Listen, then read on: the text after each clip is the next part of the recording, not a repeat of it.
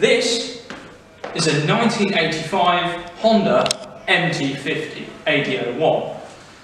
And it has been a love and a bit of care and sort of a restoration project for the last, was it Ben? 4 months? 4 months. 4 months. When we got her, she was really rough. I mean, we could put our fingers basically through the frame in places. It was that bad. So basically what we did, we took her apart, disassembled her, painted everything, rebuilt her, refabricated brackets. That was tricky, especially with the battery being found out. Here's Tommy, who's working on the clutch cable at the moment. That's being a bit of a nuisance.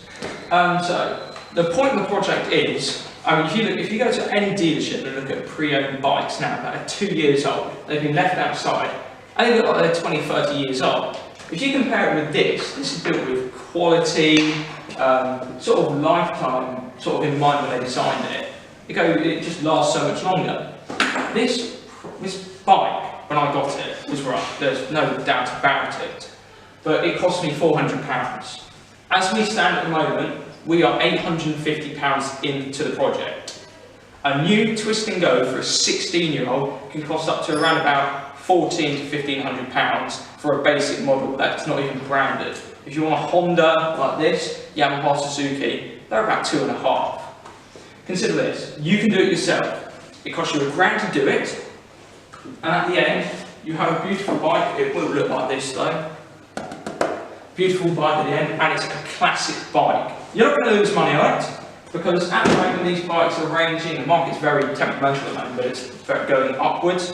So for an 85 AD01, you're looking at about 3 to 4 grand. It's a lot of money, and especially if you do it by hand yourself, you get a bit of achievement out of it. So the point of this project, basically, was to show that you can recycle bikes, and to show manufacturers that they need to build bikes of better qualities. If they're not lasting 2 years, there's no point in building them. That's just one person who basically owns it. One person, and then it's off to the scrapyard. This, on the V5, has had 25 owners. 25 owners, I mean that's quite a lot. So, the project is to basically recycle. It's showing how you can basically get your hands into it. Yeah, you can do whatever you want. So, yeah, you can do it yourself. We painted it ourselves. Yeah, so it cost us about £850. We've got the wheels coming in next week. So if we get into the big bang show, we'll have a beautiful bike that looks like the one in the photo. And basically what we're pushing forward is recycling of motorbikes. I mean, it's very key to recycle motorbikes, as they're quite a thing to scrap, make, and take apart and rebuild. But it makes more sense for us to actually rebuild them than go out and buy a new one. I'll show you, Ben, bring the camera over here and we'll show you what we've done. I will send some pictures over of what the bike looked like before. So this, everything here had to be repainted. We used wire wheels. Tommy, could you bring me a wire wheel, please?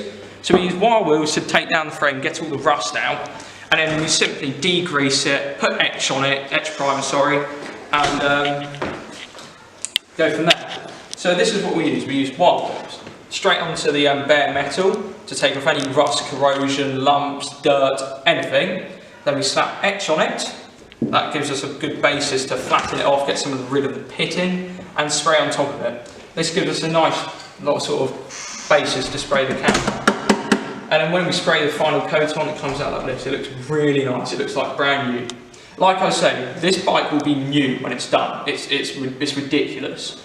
Every detail on this bike has been done. Every nut and bolt replaced or has been restored, re-lacquered. Forks, the plastics are reproduction, so the plastics were cracked. That's the only thing you have to go out and buy. So it doesn't really fit with the recycling, but you could recycle the old plastics. New forks, that was it. The rest of it is 100% original, 100% recycled, redone by us. And it's something we'd like to push forward, that you do not need to buy a brand new bike. You can go out yourself during the winter, buy a project, and you could spend maybe this is going to take us 10 months. 10 months in the end, yeah, but that's just hour every day. Yeah. So it's not that much. Hour every day, 10 months. And you can have basically a brand new bike that you've built yourself. It's a sense of achievement. I mean, you can say to your friends, look, This is what I've done. I took this old rubbish bike that was in a chicken shed and I rebuilt it myself. And at the end of the day, you're going to make money off it. You're helping the environment. You're using parts that are original and you're keeping this classic bike going. It's brilliant. It's very sustainable. And you only have to look at America and they're doing it with classic cars. It's a massive industry. In the UK, it's not as much of a big industry, especially with motorbikes and cars. It has to be a classic motorbike in the UK. But I still think that there is a huge marketing gap for bikes, maybe 10 years old, to be redone. And this is, so I want to push forward that you can recycle a motorbike, or redo it, restore it. And recycling is not always the way to go with them. Just because it got scratch paint, bad engine, loose piston, they're all fixable. And I think this is the way forward. Don't build new bikes. Don't just chuck them away. Rebuild them. It's not that hard. You've got the Haynes manuals. They tell you everything. From nut to bolt, how to take the engine apart. They've got all the instructions here. All you need is a set of spanners, screwdrivers, and the internet. And Bob's your uncle, you got a motorbike.